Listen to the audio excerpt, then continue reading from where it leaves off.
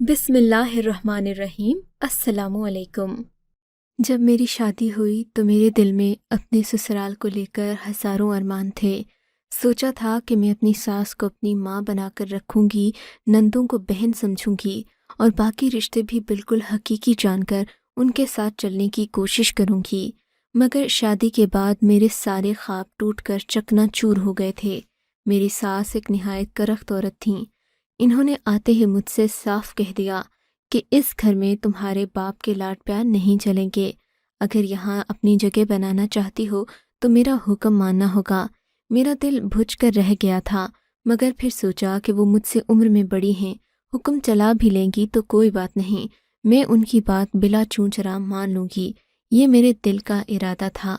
लेकिन अगले दिन जब मेरी आँख खुली तो सास मेरे ऊपर झुकी हुई थीं। ये देखकर मुझे बहुत हैरत भी हुई और अजीब भी लगा। अम्मा जी, क्या हुआ? मैं हड़बड़ा कर उठ बैठी। उठना उठना, क्या तैयार नहीं होना? देख, घर में कितने मेहमान आए हैं, इनके सामने जाकर सलाम कर, इनको बता कि तू क्या क्या पका लेती है। अपनी सास के मुंह से ये बातें सुनकर मेरा दिल तो और ख़राब हो गया। ये कैसी बात है? क्या मेरी सास मुझे काम वाली बनाकर लाई हैं? खैर, मैंने उठकर कपड़े पहने, तैयार हुई और बाहर आ गई। लेकिन ये देखकर मुझे हैरत हुई कि बाहर तो कोई भी नहीं बैठा था, सिर्फ एक बूढ़ी औरत थी, जबकि उनके साथ दो जवान लड़कियां बैठी थीं। मेरी सास ने बताया कि ये उनकी मेहमान हैं और मैं उनको खाना बनाकर दूं। मैं क्या खाना बनाती, चाय वगैरह बनाकर उनके सामने रखती, क्योंकि वो चाय का वक्त था। मेरी सास अपनी उन मेहमान औरतों के साथ मेरे बारे में बातें करने लगी कि मेरी बहू बहुत ही साफ सुथरी और सुघड़ नेक है। मैं ये बातें सुनकर खुश भी हुई, लेकिन जानती थी कि ये सिर्फ और सिर्फ उनकी मुनाफिकत है। यहीं पर बस नहीं हुआ। मेरी सास ने अगले दिन मुझे एक और झटका देने का फैसला करते हुए घर से काम वाली को निकाल दिया। अब सारे काम मेरे ज़िम्मे आ गए थे। पहले जो दो औरतें आती थीं, जिनमें से एक सब्जी वगैरह बनाती और दूसरी सफाई का काम करती। खाना बनाने वाली औरत को तो मुकम्मल छुट्टी दे दी, जबकि सफाई वाली से कह दिया कि हफ्ते में एक दो बार आ जाना। अब मेरी बहू आ गई है, किसी काम वाली की ज़रूरत नहीं। इस बात पर मैं बहुत दिल बर्दाश्ता हुई, मगर बर्दाश्त कर लिया। सास के जुल्म दिन ब दिन बढ़ते जा रहे थे। फिर एक दिन तो हद हो गई। मैं तकरीबन दिन के 4 बजे अपने कमरे में सो रही थी कि मेरी सास मुझे अपने कमरे में ले गईं। क्या हुआ माँ जी, कोई बात है क्या? वो मुझे बाजू से पकड़कर अपने कमरे में ले गईं। हाँ, मैंने तुमको कुछ बताना है। ये कहकर इन्होंने बाहर से दरवाज़ा बंद कर दिया तो मुझे अजीब सा लगा। अम्मा जी, आप ये क्या कर रही हैं? दरवाज़ा खोलें, मेरा दम घुट रहा है। क्यों? मैंने क्या तेरे गले में फंदा डाल दिया है? चुप करके बैठ। थोड़ी देर ही गुजरी होगी कि उन्होंने दरवाज़ा दोबारा खोला। अब की बार वो अकेली नहीं थी, बल्कि उनके साथ एक आदमी था, जिसके चेहरे पर खबासत साफ नजर आ रही थी। उसका रंग काला था और आंखें लाल थीं। ये कौन है? मैंने डरते डरते पूछा। ये तेरी नज़र उतारने आए हैं। तुझे ऐसा दम करेंगे कि उसके बाद तुझे किसी की नज़र नहीं लगा करेगी। मेरी सास ने यह कहकर मुझे उनके सामने बैठने का कहा। मैं यकदम उठ खड़ी हुई। ये क्या तमाशा है अम्मा जी? इस आदमी को तो पहला कलमा भी नहीं आता होगा। आप इसका हुलिया देखें और फिर मुझसे बात करें। मैं ऐसे अरे गरे के सामने बैठकर अपनी बेइज्जती नहीं करवा सकती। मैं ये कहकर जाने ही लगी थी कि इन्होंने दरवाज़ा बंद कर दिया। जो कहा है उतना कर, मैं तेरे सामने बैठी हूं ना, कोई ऐसी वैसी बात तो नहीं जो तू ये ड्रामेबाजियां कर रही है। मैं अपनी सास के कहने पर उस वैसे भी वो सास के सामने ही मुझे दम कर रहा था, फिर इसमें बुराई ही क्या थी? वो काफ़ी फासले पर बैठा हुआ था। ना ही उसने मेरा हाथ पकड़ा और ना ही कोई और बात कही। सो मैं मुतमईन होकर बैठ रही। थोड़ी देर के बाद वो आदमी चला गया और मेरी सास मुस्कुराते हुए कमरे से बाहर आ गई। मुझे उनका ये अजीब रवैया समझ नहीं आ रहा था। खैर, अगले दिन मैं सफाई करने लगी तो वो काम वाली, जिसका नाम नादिया था, हमारे घर सफाई के लिए आ गई, क्योंकि हफ्ता और इतवार वो भी हमारे घर आती थी। उसे देखकर अम्मा जी कहने लगीं, इसके साथ मिलकर सारे घर की सफाई कर दो, और हाँ, मेरे कपड़े भी धो लेना। मैं ज़रा बाबा जी के यहाँ जा रही हूँ, आऊँगी तो उनको साथ लेती आऊँगी, कोई ड्रामेबाजी मत करना। अपनी सास की ये बात सुनकर मेरी तो हैरत की इंतहा न रही। या अल्लाह, اب یہ پھر اس آدمی کو میرے سر لا کر تھوپیں گی؟ مجھے تو اس کی شکل دیکھ کر ہی گھن آتی تھی۔ وہ اتنی خباثت سے مسکراتا تھا کہ میرا دل چاہتا میں اس کا منہ نوچ لوں۔ بہرحال میں اپنی ساس کے لیے خاموشی سے چائے بنانے لگی۔ اتنے میں کام والی میرے سامنے آ کر کھڑی ہو گئی اور آنکھوں میں پراسراریت سے لیے بولی، بی بی جی ایک بات کہوں، برا تو نہیں مانو گی؟ نہیں نادیہ، بولو کیا بات ہے؟ میں نے نرمی سے جواب دیا، اگر تم چاہتی ہو نا کہ اماں جی اس آدمی کو لے کر گھر واپس نہ آئیں تو ان کو جانے ہی دو۔ میں انہیں کیسے روک سکتی ہوں؟ میں انجان بن کر پوچھنے لگی، اس میں کیا بات ہے؟ میں تمہیں گولیاں لا کر دیتی ہوں، اپنی ساس کی چائے میں ملا دو، وہ پینے کے بعد اماں جی شام تک سوئی رہیں گی، پھر باہر جائیں گی نہیں تو بابا جی بھی یہاں نہیں آئیں گے، ورنہ تو مجھے لگتا ہے کہ تم اپنی ساری زندگی اپنی ساس کی باتیں ہی مانتی رہو گی۔ اس کا یہ مشورہ مجھے اچھا تو نہیں لگا، مگر پھر اس بوڑھے آدمی کا خیال کر کے میں نے یہی سوچا کہ نادیہ صحیح کہہ رہی ہے، پلانے میں حرج ہی کیا ہے۔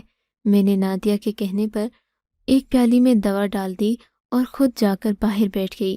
تھوڑی دیر میں نادیہ چائے لے کر آ گئی۔ اس نے مجھے اشارے سے میری والی چائے کا بتایا۔ میں نے اپنی ساس کو بھی ایک پیالی دی اور کہا، آپ اور میں جب تک چائے پیتے ہیں نادیہ کام کر لے گی، پھر آپ کے جانے کے بعد میں بھی اس کے ساتھ مل کر کام کروں گی۔ ان کو یہ تجویز پسند آئی، ہم دونوں چائے پینے لگے۔ چائے پیتے ہوئے مجھے اپنا سر بھاری محسوس ہوا، مجھے لگا جیسے میں ابھی گر جاؤں گی۔ میں نے اپنی ساس کی طرف دیکھا، وہ تو پرسکون بیٹھی تھیں۔ یا اللہ، کہیں میں نے غلطی سے وہی چائے تو نہیں پی لی جس میں وہ گولیاں تھیں؟ یہ سوچ کر ہی میرے ذہن پر تاریکی چھا گئی۔ اس کے بعد مجھے کچھ ہوش نہیں رہا کہ کیا ہوا ہے۔ کچھ دیر گزری تھی کہ مجھے اپنے جسم میں عجیب سی سختی محسوس ہونے لگی۔ میں نے اپنے ہاتھ پیر ہلانا شروع کر دیے، مگر مجھے محسوس ہوا کہ میں اپنے گھر میں نہیں ہوں، نہ ہی اپنے کمرے میں ہوں، بلکہ ایک مختلف جگہ پر لیٹی ہوں۔ مجھے کچھ نرم گیلا سا محسوس ہوا۔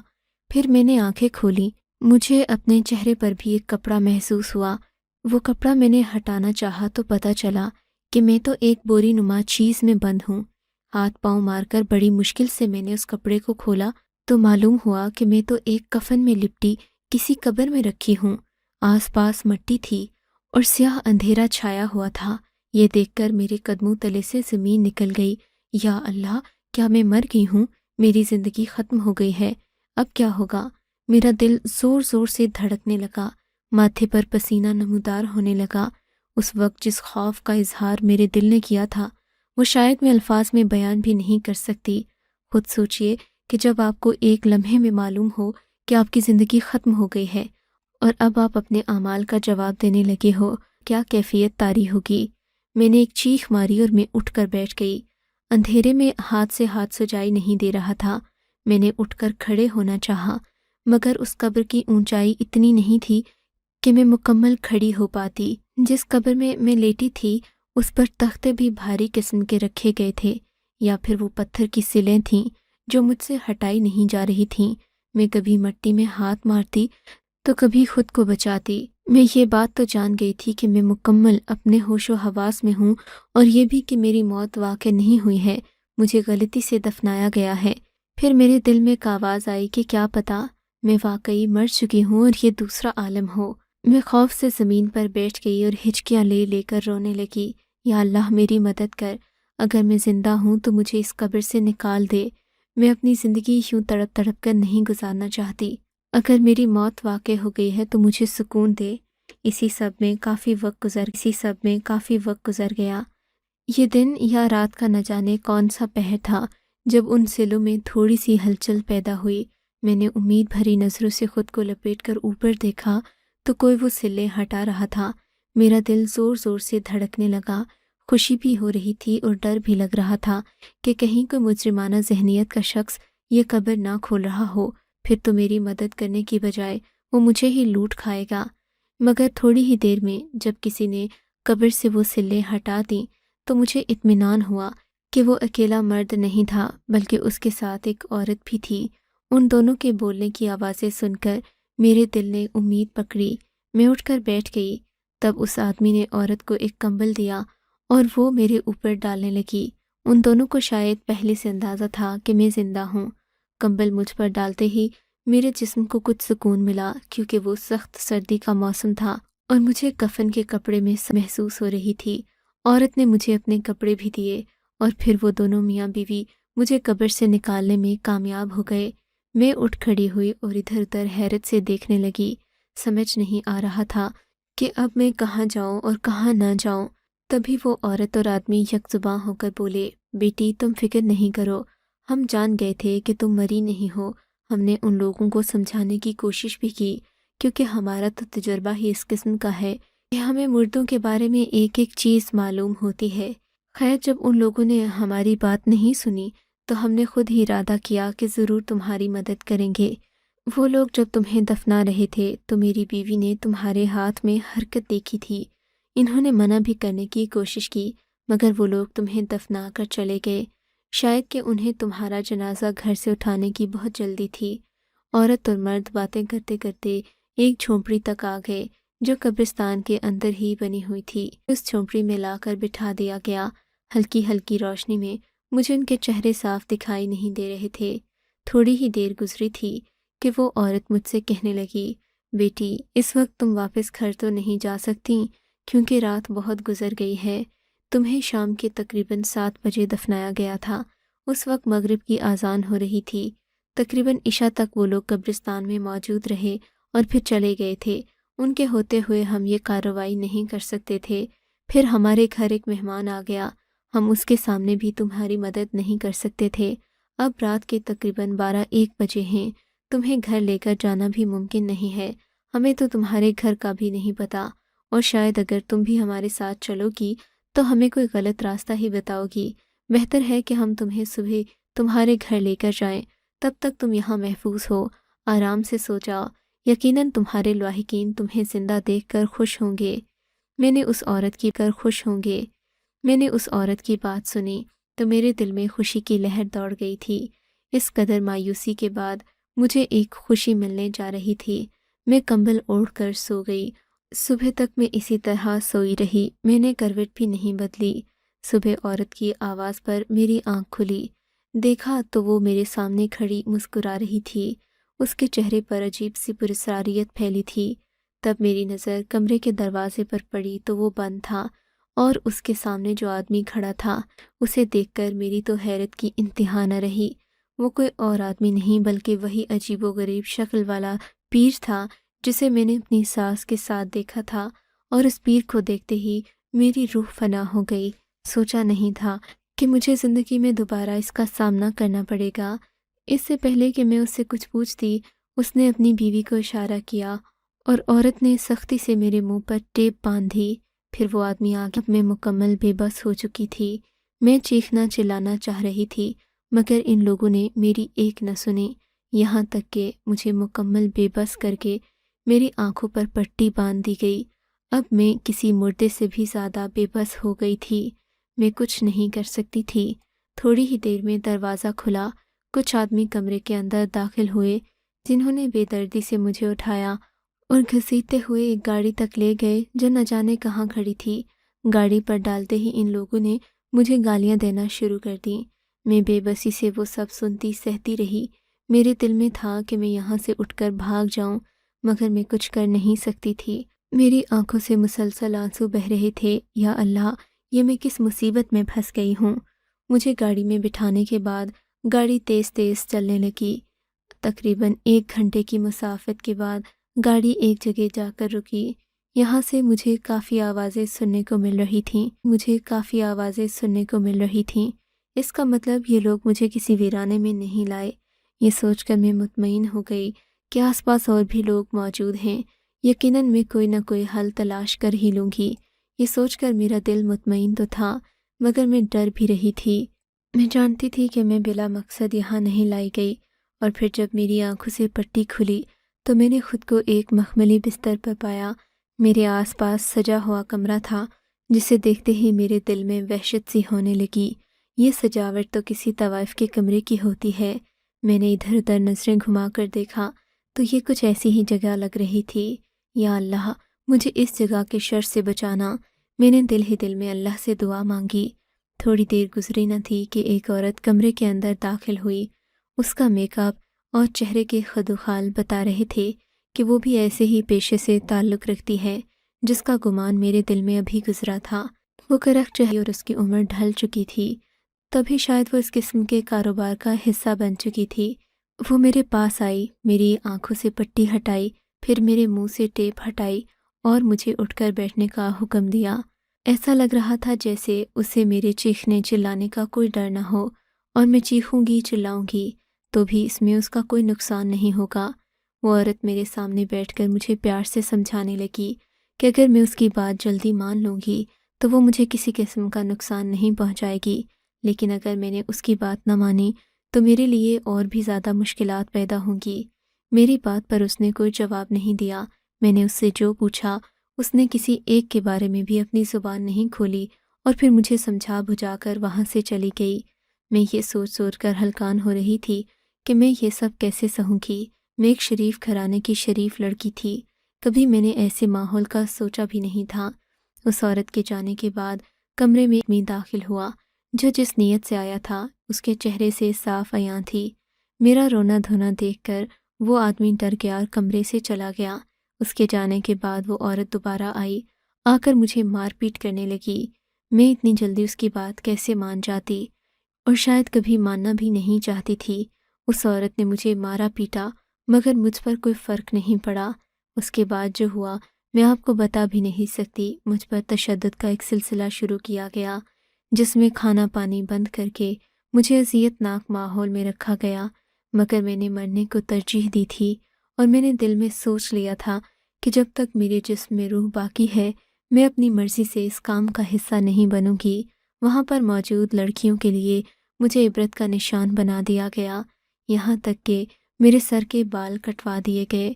میں سر منڈوا کر وہاں ان عورتوں کے بیچ بیٹھی، ان کے مذاق کا نشانہ بنتی، ان کی بیہودہ مذاق کا نشانہ بنتی، ان کی بیہودہ باتیں سہتی، مگر میری روح مطمئن تھی کہ میں اس گندگی کا حصہ نہیں بنی تھی۔ میں ہر پر اللہ سے اپنے گناہوں کی معافی مانگتی، یہاں تک کہ اس کی رحمت کو جوش آ ہی گیا، اور ایک دن تارا بھائی کی سختیاں ہار گئیں اور میرا ایمان جیت گیا۔ تارا بھائی نے خود مجھے اپنے اس گھر سے نکال دیا، کہنے لگی تو میرے کسی کام کی نہیں، تو میری اور بھی لڑکیوں کو باغی بنا دے گی۔ زندگی میں پہلی بار میں نے اپنے پیسے ضائع کیے ہیں، تو میرے کسی کام کی نہیں۔ میں خوشی خوشی وہاں سے لوٹ آئی تھی۔ میرے لیے یہ بہت بڑی بات تھی کہ میں اتنے بڑے چنگل سے نکل آئی تھی۔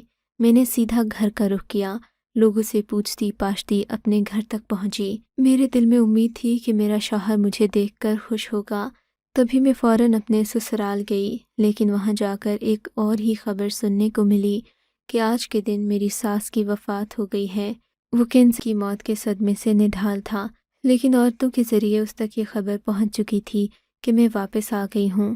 مجھے پکا یقین تھا کہ میرا شوہر اب مجھے قبول نہیں کرے گا، لیکن جب میری ساس کا جنازہ دفن ہوا، اس کے بعد میں اپنے گھر آئی تو میرے شوہر نے پاؤں پکڑ کر مجھ سے معافی مانگی۔ میں حیرت سے انہیں دیکھنے لگی۔ کیا آپ مجھ سے پوچھیں گے نہیں کہ میں اتنے دن کہاں رہی؟ میری آنکھوں میں آنسو تھے۔ مجھے اماں نے سب بتا دیا تھا۔ وہ تم سے معافی مانگتے مانگتے اس دنیا سے چلی گئیں۔ کاش تم تھوڑا پہلے آ جاتی تو ان کو روح نکلتے وقت اتنی تکلیف نہ ہوتی۔ میں اپنے شوہر کے منہ سے یہ بات سن کر حیران رہ گئی۔ کیا مطلب؟ تم یہ کیا کہہ رہے ہو؟ غلطی تو میری تھی۔ نہیں، ایسا نہ کہو، غلطی تمہاری نہیں تھی۔ اماں نے جان بوجھ کر تمہارے ساتھ یہ کھیل کھیلا تھا تاکہ تم اس گھر سے چلی جاؤ، مگر وہ تمہیں جان سے مارنا نہیں چاہتی تھیں، اسی لیے انہوں نے تمہیں کسی انجان کے حوالے کر دیا، پر ان کو خود نہیں پتہ تھا کہ وہ انجان تمہیں اتنی بری جگہ پر لے جائے گا۔ یہ تو بعد میں ہمیں کسی اور ذریعے سے پتہ چلا تھا۔ اماں تم سے معافی مانگنا چاہتی تھیں، وہ تمہیں اس گھر میں دیکھنا نہیں چاہتی تھیں، اس لیے انہوں نے نہایت بھیانک قدم اٹھایا۔ میں اس بات کی مزاحمت خود بھی کرتا ہوں، مگر اب تم ان کو معاف کر دو۔ وہ میرے آگے ہاتھ جوڑے کھڑے تھے۔ میں کیا کہتی؟ میں تو خود کو قصوروار سمجھتی، خود کو کوستی رہی تھی۔ میں کیا جانتی تھی کہ میرے ساتھ کیا کھیل کھیلا گیا۔ بہرحال میں اپنی ساس کو معاف کر چکی ہوں، کیونکہ نیت میری بھی غلط تھی اور میں بھی اپنے حصے کی سزا بھگت چکی تھی۔ آپ کو اگر یہ کہانی اچھی لگی ہے تو اس ویڈیو کو لائک کیجیے اور اس طرح کی مزید کہانیاں سننے کے لیے ہمارے چینل کو ضرور سبسکرائب کیجیے۔ کہانی سننے کا شکریہ۔ آپ سے ملاقات ہوگی اگلی ویڈیو میں، تب تک کے لیے اللہ حافظ۔